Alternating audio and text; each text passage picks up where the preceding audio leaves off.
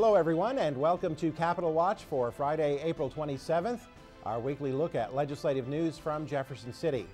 And joining us from our Governmental Relations Office in Jefferson City is MSBA's Associate Executive Director for Advocacy and our Chief Lobbyist, Mike Reed. And Mike, I guess the big news this week in Jefferson City was debate on the state budget in the Senate. Yes, it was, and final passage of that budget. There was a couple of late nights this week. The budget finally passed at about 2:30 early Wednesday morning, but it was passed by the Senate.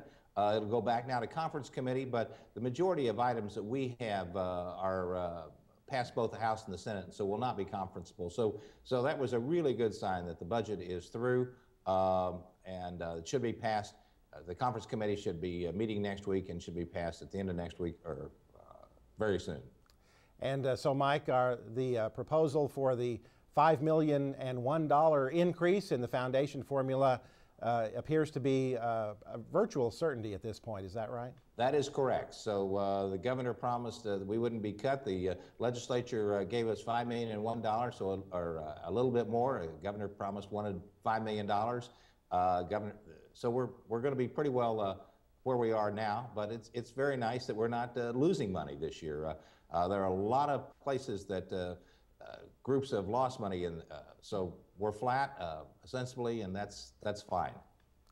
During debate on the Senate floor this week on the state budget, Mike, we heard from State Senator Jason Crowell of Cape Girardeau, and Senator Crowell talked about an issue that we're studying quite closely these days, the issue of tax credits and their impact on the state budget. Let's take a look at his remarks right now. For the last several years, the way in which we've made sure that tax credits are the #1 funding priority of the state of Missouri is we've taken the money from K through 12 education. We haven't fully funded the foundation formula. The governor has withheld the transportation line item funds, withheld the scholarship funds on higher education, and withheld to higher education funds. So the way in which we ensure and have ensured that these tax credit takers get paid their money is it's coming out of education, K through 12 and higher education. And until that dynamic is changed, this will continue.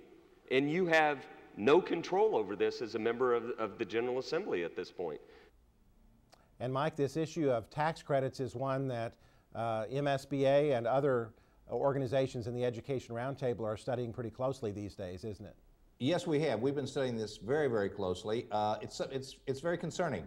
Tax credits come right off the top of state revenue, while the proponents of tax credits say that it doesn't ever come into state money, so therefore it isn't.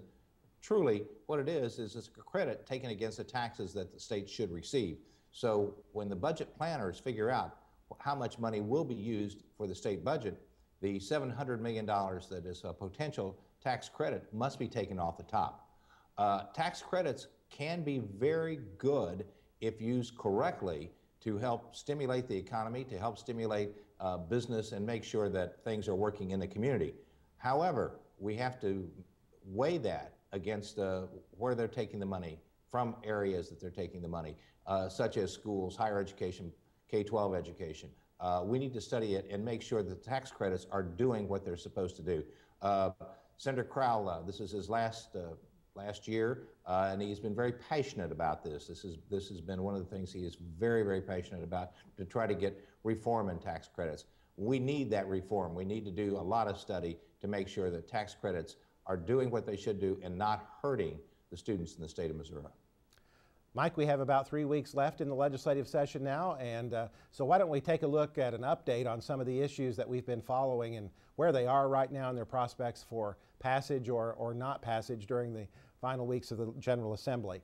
We've talked a lot about the formula fix idea. Where does that stand right now? Well, the formula fix idea is it probably will not pass. Again, the way to fix the formula is full funding of the formula, and that is not going to happen. So the question is now between districts that are hold harmless and districts that are full formula districts.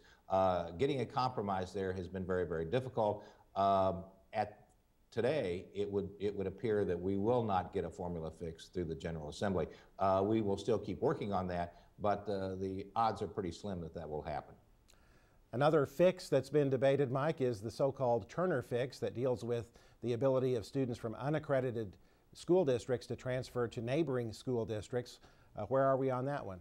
That fix may be a little bit closer. There was a lot of work done on that as late as Wednesday of this past week, dealing with House Bill 1174, where it's being worked on in the Senate.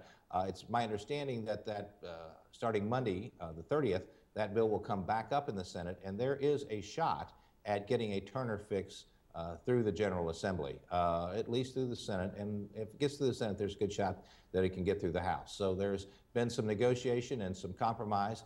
A lot of language has been passed back and forth, but I think there is a shot to get a Turner fix done this year. An issue that has seen some movement, Mike, is the expansion of charter schools. That's actually passed the Senate now. What are the prospects for that issue? Yes, we were a little surprised that the charter school bill did not get taken up this week in House Education. I anticipate it'll be taken up next week in House Education. It still has 3 weeks to get through, providing that the House does not try to amend the charter school bill. There's a good shot that it'll get through. I think there's a better than 50-50 chance that charter school expansion, with the provisions that charter schools have much more accountability, and that's where MSBA is really pushing, is the fact that this bill has much more accountability on charter schools, and that's what's important.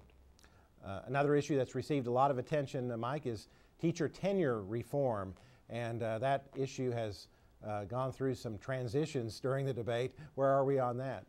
Well, right now the teacher tenure reform probably is dead for this session, I really believe. I don't see that it passing the Senate. The last amendment that was out there on teacher tenure reform was that it would take 10 years for a teacher to teach in a district before they can receive tenure. I don't see that passing the Senate, and I really don't see it passing the House. So I think that piece of legislation is dead.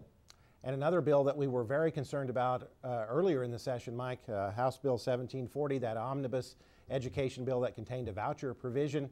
We kind of expected that to come out of House Rules Committee, but it's still sitting there, isn't it?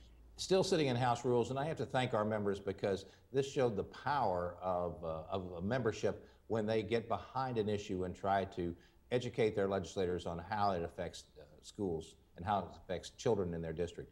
That is set there. I don't see it coming out of House Rules. Interesting, we were working with a group of lobbyists earlier this week and on another issue, and he said, you guys need to get your membership behind it because look what you did in that piece of legislation and look how you kept that bottled up.